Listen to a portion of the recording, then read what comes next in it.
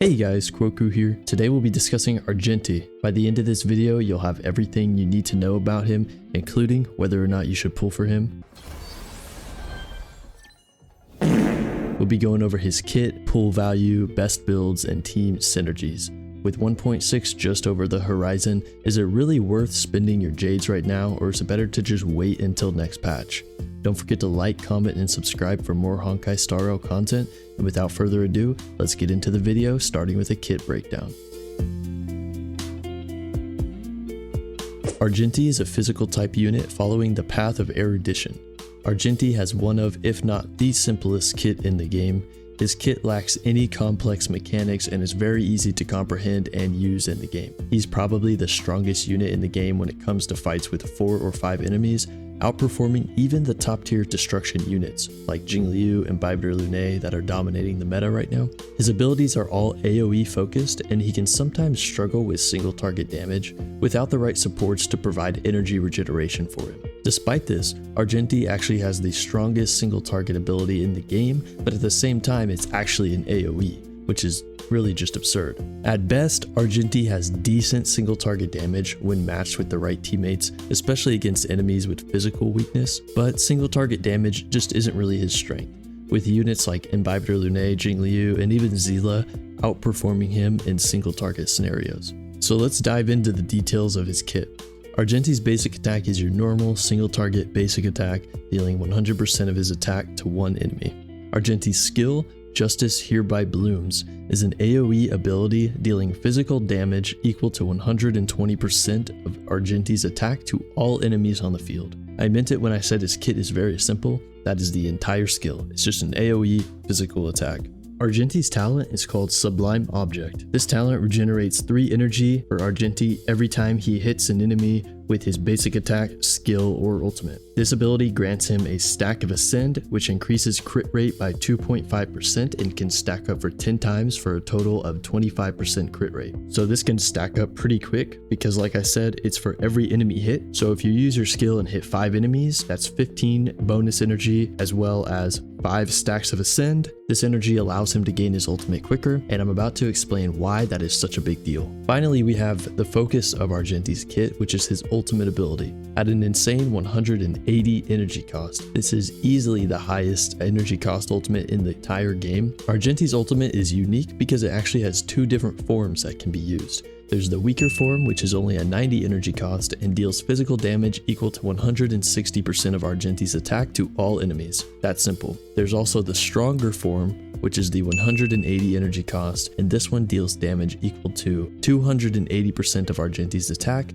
to all enemies, and further deals damage 6 extra times, with each time dealing physical damage equal to 95% of Argenti's attack to a random enemy. So this kind of works like a Sampo skill or Asta skill, where it just bounces around between the enemies. The 90 cost version is ideal for clearing out weak mobs, but is less efficient than the 180 cost version when you're looking for maximum damage output and ideal DPS. The ideal way to use this ultimate is to take down all of the weak enemies with the AoE part of it, then the extra 6 stacks will hit the main target. I'm sure you guys have used Asta or Sampo before, when you have just a single target and you're able to use that skill and it hits the same enemy every time. It's just super strong, very satisfying. The enhanced ultimate has the highest damage multiplier of any ability in the game, which is just crazy. This thing does a ton of damage. I would recommend first leveling Argenti's ultimate, then talent, then skill, then basic attack. Argenti's minor traces provide a total of 28% attack, 14.4% physical damage, and 10% max HP. For the major traces, we have Piety, which gives Argenti 1 stack of his talent at the start of his turn, helping him reach those 10 stacks quicker. The next bonus ability, we have Generosity, which regenerates 2 energy for Argenti every time a new enemy enters the battle. Last ability deals an extra 15% damage to enemies who are 50% HP or lower. It's recommended to get Courage, then Piety, then Generosity, but all bonus abilities you should try to get unlocked, as it will enhance Argenti's gameplay. Argenti's best in slot relic set is going to be Champion of Streetwise Boxing, for the increased physical damage plus a nice attack percent boost. Not far behind this set, we have Musketeer of Wild Wheat 4-piece set, which we all know is just simply a good damage increase for pretty much any damage dealer in the game, and also gives you a nice speed boost with the 4-piece bonus. So some other solid choices are going to be a 2-piece Streetwise with the 2-piece Musketeer, or even a 2-piece Hackerspace with 2-piece Musketeer. The damage comparisons on all 4 of these builds are pretty close, so I'd recommend just using the best relics you have, like the best substats, the best main stats, whatever you can get the highest stats on Argenti with, just use that set. But if you do have the 4-piece Streetwise, if you have been farming that, then that's going to give you the best possible damage output. As for the planetary set, the best in slot is going to be Frontline Glamoth set. Now, this is a little bit controversial as to which set is the best. Some people say Inert Salsado. I've heard a lot of the CN bros say Inert Salsado is best in slot because of the increased ultimate damage. So that's where the majority of damage output comes from with Argenti's kit. So I believe that's why they recommend that set. But I'm going to recommend Frontline Glamoth for now, because once you hit that 135 speed breakpoint on Argenti, this is going to be super valuable.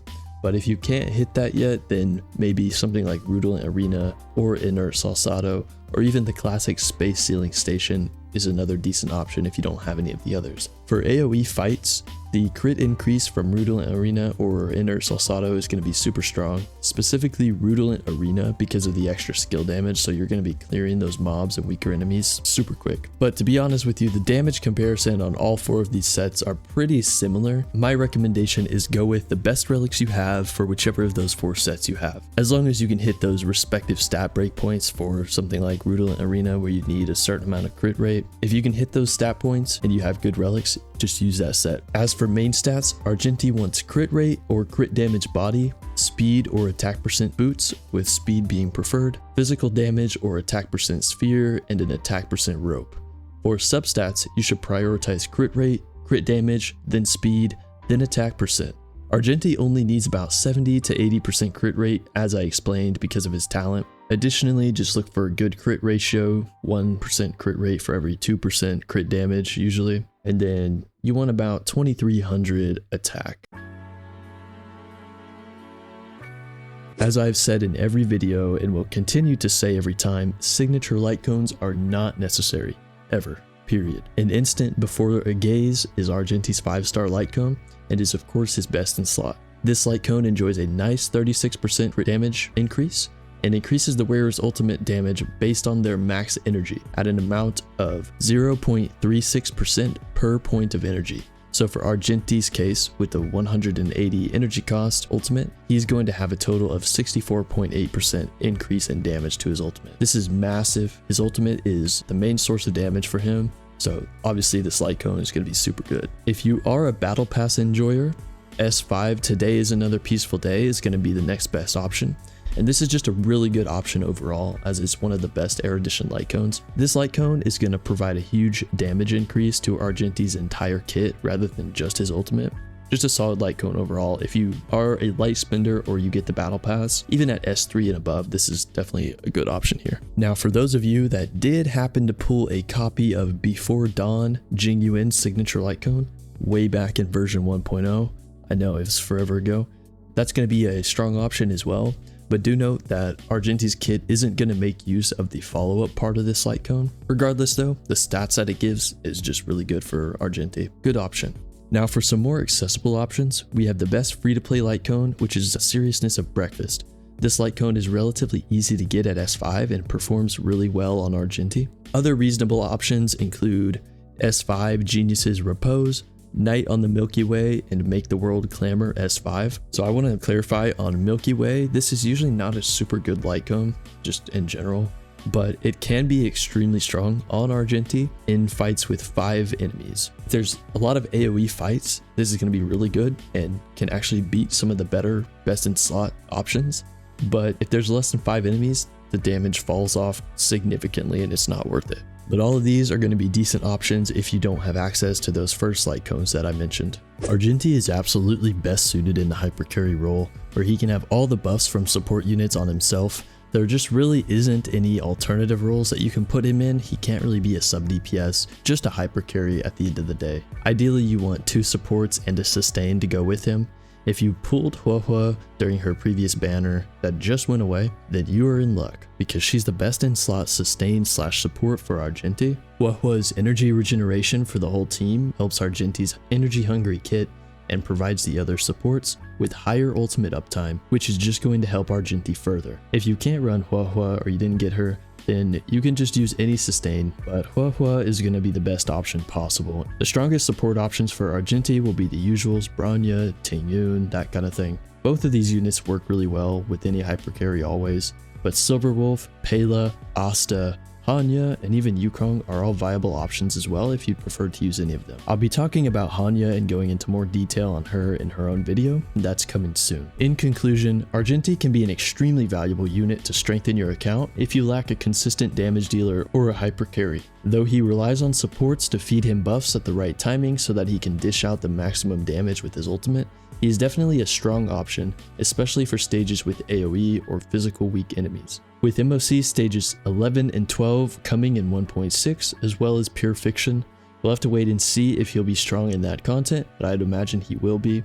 Of course, like I said, if there are any stages that require a ton of AoE or have enemies with physical weakness, Argenti is going to thrive and most likely be the best in slot carry for that content. Now, as for the age-old question, E1 or signature light cone? That will mostly depend on what your light cone options look like, what you have access to. I'd say if you have a peaceful day with 3 or more super M positions, then E1 looks to hold more value. But if you are lacking any good light cone options, then maybe consider getting Argenti's 5-star light cone instead of E1. If you're deciding between Silverwolf versus Argenti, feel free to check out my Silverwolf rerun banner analysis video where I go into detail on her value, whether you should pull her or not, and talk about some things that you should consider before deciding which one to pull on. It's too much to cover in this video, but to summarize, I would say that Silverwolf is going to be better if you're a new player and haven't really cleared all of the content yet, whereas Argenti is going to be better if you do need that damage dealer. For newer players, Argenti can be a great pickup heading into the new modes coming soon. His banner is like the perfect starting package for new players with 4 stars Hanya, Asta, and Lynx, which can be found on Silverwolf's banner as well. That lineup is just crazy though, but for veteran players, it really just comes down to your personal feelings. I would say most of us we're going to be skipping and waiting for the destined 1.6 patch to come, so if you're unsure, maybe wait and see, and once 1.6 gets closer, once we get the dev livestream, personally I'm going to be skipping Argenti as I already have several carries on my account, but let me know your thoughts. Did you skip, or are you enjoying Argenti? I think he's pretty cool. His kit is comfortable to use and doesn't require any 5-head calculations to get value out of it. Also, if there is enough interest, I'm considering making a Discord community for those of you who might be interested in further discussions on honkaistarrail. So if that's something that anyone is interested in, let me know and we can get that going. But with that, we've reached the end of this video. I wish you all the best of luck in your pulls. I'm signing off now. I'll see you guys next time. Take care.